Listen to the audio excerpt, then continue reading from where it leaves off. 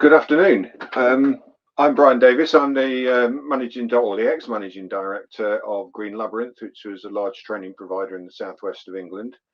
I've got about 35 plus years actually, as a adult trainer or in the adult training industry, ranging across multiple sectors. Had a lot of experience designing and delivering learning opportunities.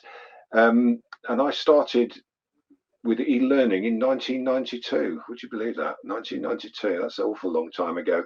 And even virtual reality that we were using in 1996. So I've kind of been at the forefront of learning technologies. And most recently, I've been involved in the delivery of corporate universities, Unisys Corporation in particular, and also in the delivery of adult learning experiences in the workplace through a company called Green Labyrinth, which was the company that Steph and I set up and very recently sold. Steph? Thank you, Brian. Yes, many thanks for the invitation to deliver our expertise for Global Digital Week 2022. Much appreciated. My humble beginnings were as an FE teacher in the information technology sector, which was very different many years ago. I then moved in to be e-learning manager, and I implemented a number of systems in an FE college, which brought a lot more digital awareness and technology into that arena.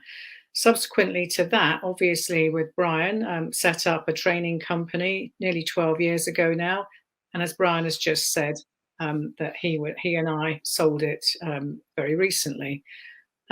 Moving on to the reasons why we have Xsion below us is because we are obviously now moving on to the next phase of our careers, which is to support and deliver consultancy, mentoring and training within the adult world. So I've got a couple of questions here, which Brian and I are going to discuss. And Brian are going to take it, and I are going to take it in turns how we deliver these questions. Brian, I think you're down for the first one, so can I pass this back to you? Yeah, absolutely. And it follows on quite nicely from what you were saying, Steph. I mean, you've been HR director of quite a large company. So from your experience, what would you say are the main barriers for engagement into learning for adults? And or whether that be formal training or indeed CPD or continuous professional development? Yeah, I think there are obviously a lot of the people that I worked with were teachers. So CPD was actually a requirement for them to improve their practice. And that was relatively informal. However, there were still a number of barriers, and that was their time, the allocation of time. And I think that's a general issue and barrier for a lot of people, is that if they don't have allocated time for their learning, then they actually struggle to achieve that particular CPD unless it is acknowledged by management in a particular business, the necessity of the training, and it's very much pushed. It's also how much they value the content of the training. If they feel that they're being asked to train in something that isn't relevant to their role or potentially doesn't have the knowledge level that they require for promotion. I mean, there's different factors that need to be considered there. So in order for staff to engage, they need the full support from managers, and that is normally driven by the culture of the business that they work in. And that can be positive or negative, of course, depending on the stress levels of the business at the time. I know you have some comments on this, Brian, so I'll let you, Alan, put your comments in now. Yeah, I'd just like to pick up on a couple of points you made there, actually.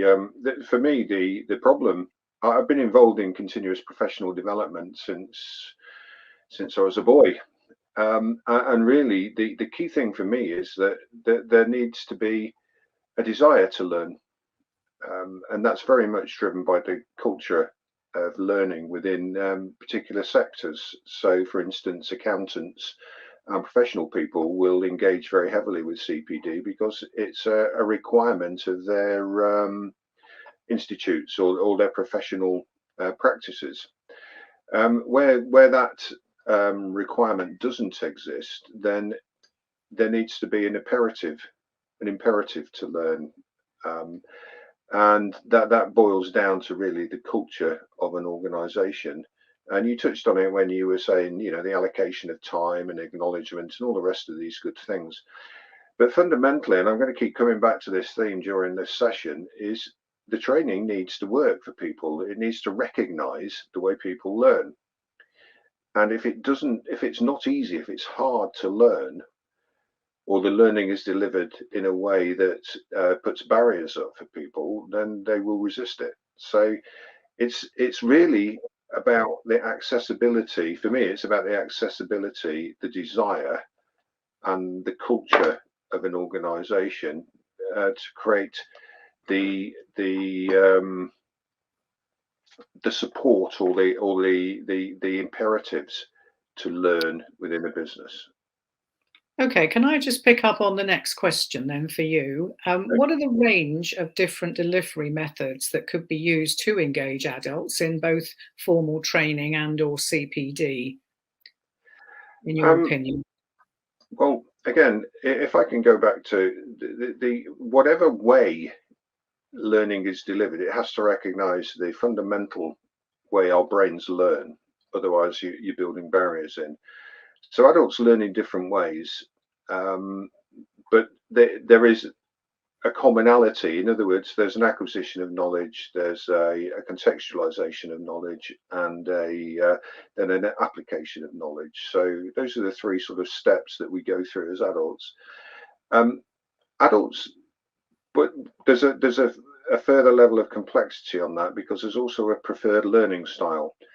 And I know this was something that you were very heavily involved in with our previous company, Steph, in that we designed the training to leverage people's preferred manner of learning, whether it's auditory, visual, kinesthetic, etc. And in certain professions and age groups, this is further complex.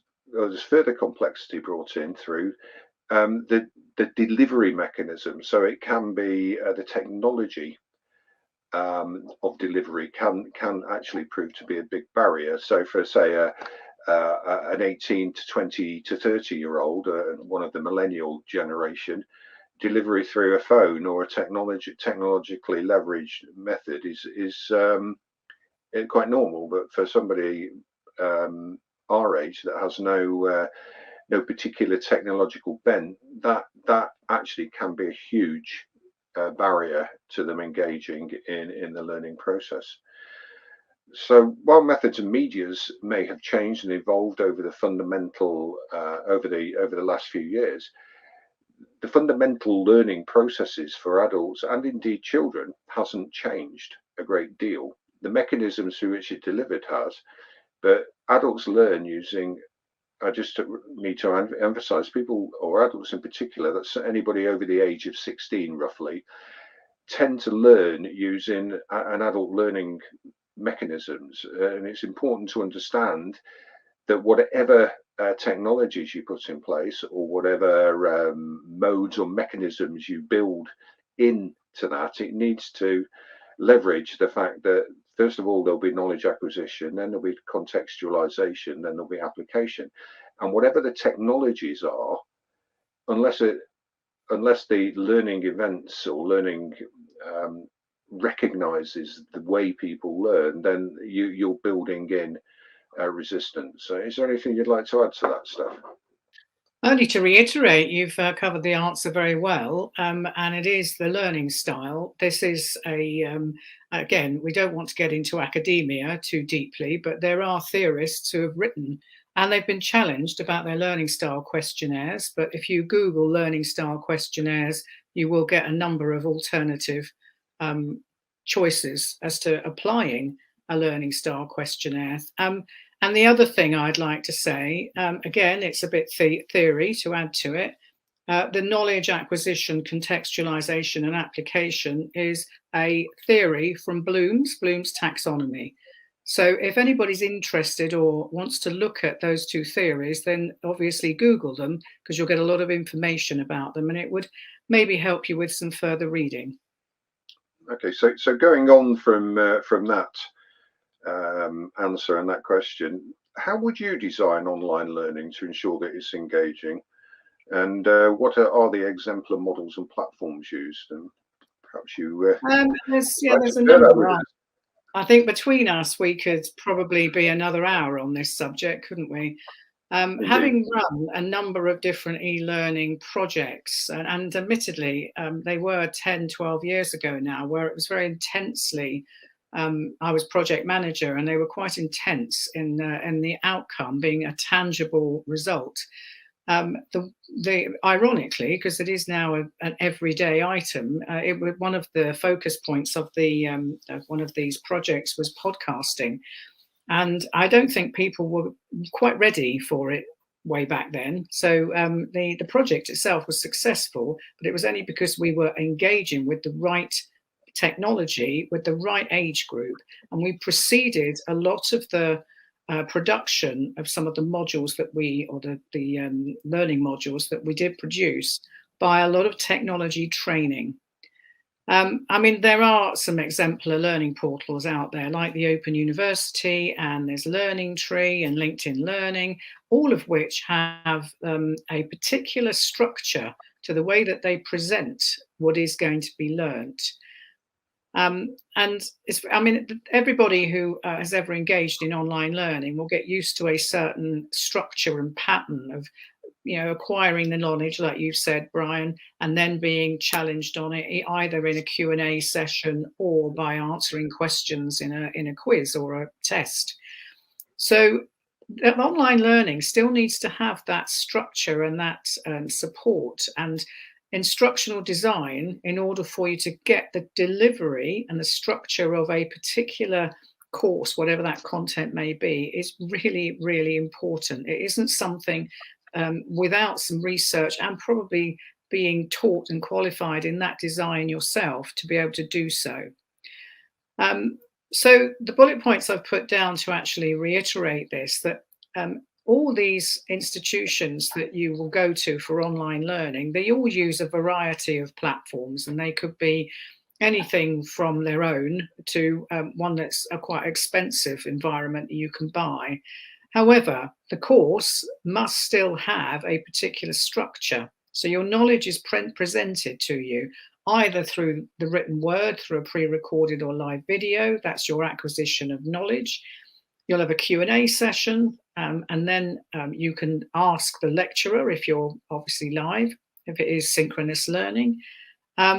Your knowledge will be tested. If it's a credible qualification or course, you will be tested by some means of assessment. And assessment means you should then get feedback from that to know that you are on track and that what you are actually doing and creating and feeding back yourself and creating assignments or whatever the assessment methods are, you are being given feedback on that. And then, of course, that knowledge will then need to be applied by the learner, which would obviously be different depending on what the learning or what the actual subject area is.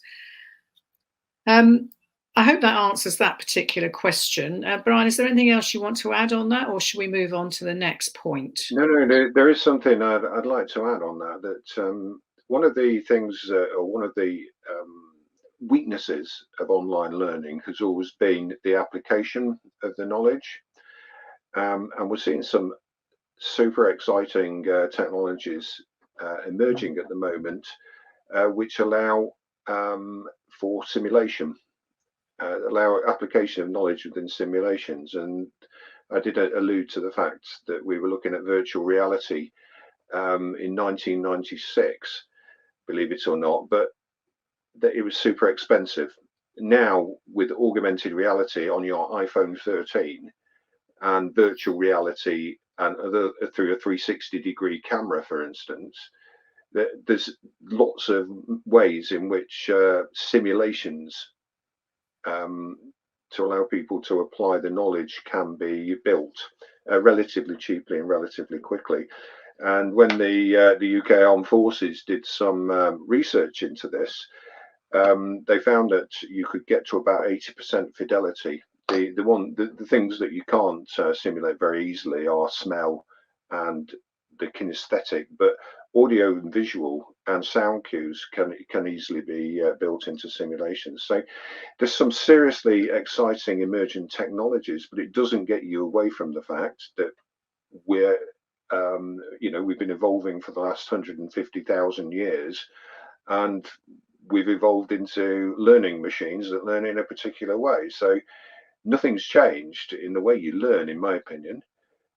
Nothing's changed in the fundamental learning process. It's just the technology has enabled different modes or different mechanisms to be brought to play to deliver the knowledge or what have you. So I'd just like to stress that the technology is an enabler for the delivery of learning.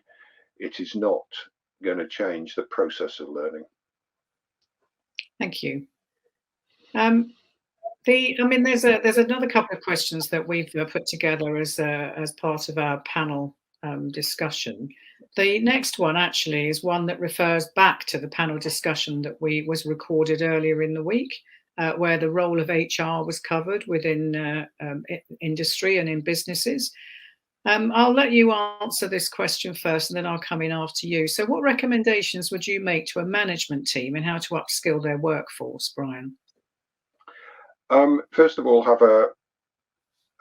this is one that's actually quite close to my heart. And the answer is, first and most, have a demonstrable need for the learner to learn. Right? People are resistant to learning if there's no imperative. If there's no personal need for them to learn, then there's always the question of, why am I doing this? Why am I investing my time? So if you're going to give them a need, you also, as a manager, need to be giving them time. And we've alluded to this before. The culture has to support learning. It's not good enough, I'm afraid, to just say, sorry, you've got to get on with this, and by the way, you're doing it in your own time. Especially if there's very little in the way of imperative. So it's, to use the euphemism, it's much better to use a carrot rather than the stick. But having said that, what a lot of organizations do is they just use learning. I don't know, they don't seem to align the learning requirement with what is actually delivered. A lot of organizations that I've worked with in the past don't align the skilling or the knowledge, the knowledge that is required and the demonstration of knowledge, in other words, the skill, with the requirements. They just put people on courses, or I don't know, with some weird desire to tick a box. In other words, you've done this course, ergo you're competent. What they don't do is they don't give them the facility and space to apply the knowledge. I mean, is there anything else you'd like to add to that stuff?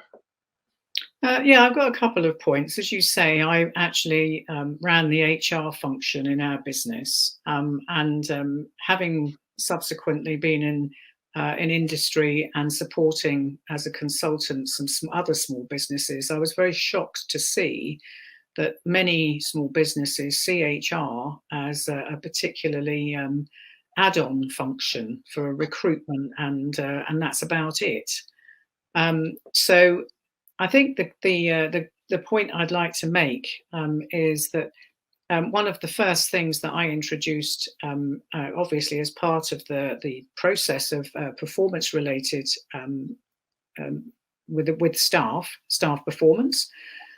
So I was actually part of a team who rewrote our HR process in order for staff appraisals to take place on a regular basis that would reflect on their KPIs, their performance to date, and identify with them on a one-to-one basis that what were the gaps in their individual skills. It was also identifying if there was new technologies within that capacity. So there could have been some, dare I call it, mandatory training that was a requirement for that particular person to be considered either for an additional role or for promotion. And I don't understand why, if you have more than a certain number of personnel, why you wouldn't have very serious HR function that supports through line managers this appraisal of staff's performance. In order for staff, at the moment, there is a massive skill shortage. And in order to retain staff are not always motivated by their salaries. One of the motivational elements of them staying in a job would be to engage in training and to see the potential of promotion.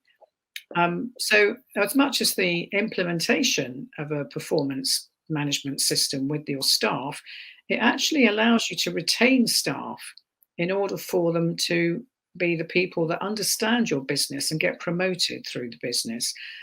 And I've got a number of examples, which I won't go into detail on this particular forum, where that happened. We had a lot of staff that went through a lot of training with us in our previous business, Green Labyrinth Training, and a lot of them got promoted into quite senior roles. So we did practice what we preached, didn't we?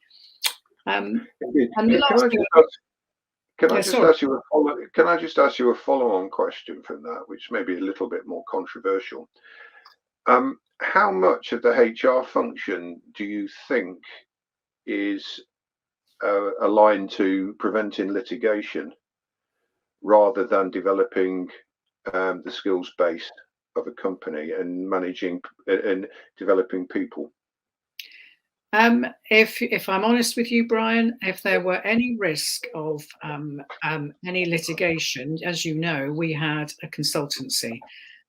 Any basic HR processes through the recruitment of staff, etc., we did internally. But it's to answer your question, in going through recruitment and making sure that the process was a legal process followed appropriately, and engaging staff with the right contracts and the right information at the at recruitment level, a lot of the HR policies are there in order for staff to understand how we expect them to either behave or perform within their role. But I think, as I said to you earlier, it was a rare occurrence when I was discussing operational performance, etc., with some smaller businesses, admittedly, how little they knew about how you can apply the performance management systems. And they're not legal requirement, but how much they embraced that and enjoyed implementing it and getting their staff re-engaged and motivated. And as I say, in our experience, a lot of ultimately some promotions on the back of that. Okay. So the final question we have, which is very topical, because there's a lot of assumptions that have been made about how teaching and learning and delivery of learning has changed during COVID. So, Brian, I'll let you start off, because obviously I have my points to make too. But do you think the changes that COVID forced upon educational institutions have changed the way that people learn? And if so, can you give some examples? Okay, I think the short answer to that is it's not changed the way people learn. The fundamental manner in which we learn hasn't changed for millennia. It's just the modes. So we're creatures that have evolved a particular learning process, in my opinion. That as we mature, becomes more embedded. What COVID has done, though, is change the delivery media and the available modalities. For the learning industry, COVID has actually been a revolutionary, has provided a revolutionary impetus. In many ways, it has made good learning opportunities much more accessible. The downside of that is, unfortunately, it's done the same for bad ones. So poorly designed learning is just as accessible. as well as learning that delivers just plainly wrong knowledge. These can all be easily accessed. But let's look at the positives. What COVID has done is shown organisations and indeed people who want to learn that they don't have to go and sit in a classroom and learn in the old-fashioned way.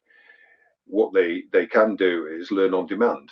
And from that point of view, it's actually removed a hell of a lot of barriers to knowledge acquisition. So as long as it's well designed, moderated, and accurate, it's fine. But unfortunately, there's a lot of online learning out there, which is easily accessible. It's just plain wrong. It delivers bad information and bad knowledge. Do you want to? Yeah, well, I think from having gone through 2 years of COVID, obviously implementing that in an educational environment was extraordinary. We were very lucky in that we already had a digital plan or a digital strategy that we were implementing. And even that, as I say, had barriers with some of the teaching staff that we had.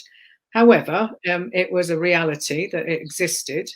But I think there's probably a number of people that will be listening to this video in the next few weeks that will relate to the fact that the learning curve for all people who were not used to using Zoom or Teams or whatever other video platform, the learning within hours rather than months had to take place, or they were missing. They'd lost the way for them to communicate. So and that was a strong imperative, would you say? That it generates a strong imperative to learn. And I think going back to some of the comments made earlier about the barriers to learning for certain adults and certain, I'm going to call them educationally disadvantaged, is not only did they struggle with technology prior to the lockdown, but the communication and the efficiency of communication using an online platform, as we are doing today, allows you to have such a larger reach. Your audience can be huge. It can be millions. It doesn't need to be limited to that classroom. And I mean, just one last final point. Some of our young people who, I mean, COVID has had a fundamental impact on the mental health of our young adults in the UK. And they have actually opted as a preference to learn from home moving forward. So looking at a lot of the negatives and positives of COVID, obviously there was a number of negatives, but in a learning environment, we did embrace the technology very quickly with lots of very quick updates for all our staff in order for them to continue the teaching and learning for the young adults that we were responsible for. Yeah. Okay. Sorry.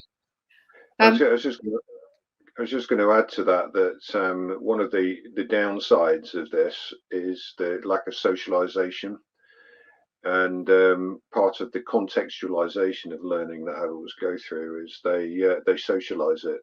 They say, well, in my experience, you see it all the time when you're actually face to face with them.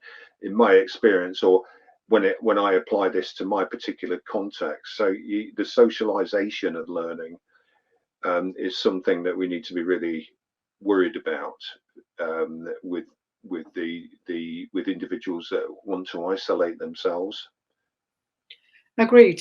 But rather than not accessing learning at all, this was just their preference and their alternative. And hopefully, with certainly a lot of the support services are on board, not just the educational ones. We hope that these young people will re-engage in mainstream education eventually. Okay. Well, that concludes our questions, and I think we are perfectly within our time frame. Once again, I'd like to thank Christina for inviting us to do this recording for Global Digital Week 2022. Brian, would you like to say a final few words? Yes, there's huge resources out there to help organisations. But as with most things, there's good and bad. So anything that is trying to deviate you away from what you know to be correct is probably not good for you, or not good, especially when you're dealing with fundamental processes like learning. However, embrace the technologies that are emerging, because the technologies can be leveraged substantially to improve the outcomes of learning. So I'd just like to again thank Christina and the team for the opportunity to contribute to this. And obviously, if anybody would like us or like further information, then please feel free to contact me. Okay, thank you, everybody. Farewell. Farewell indeed.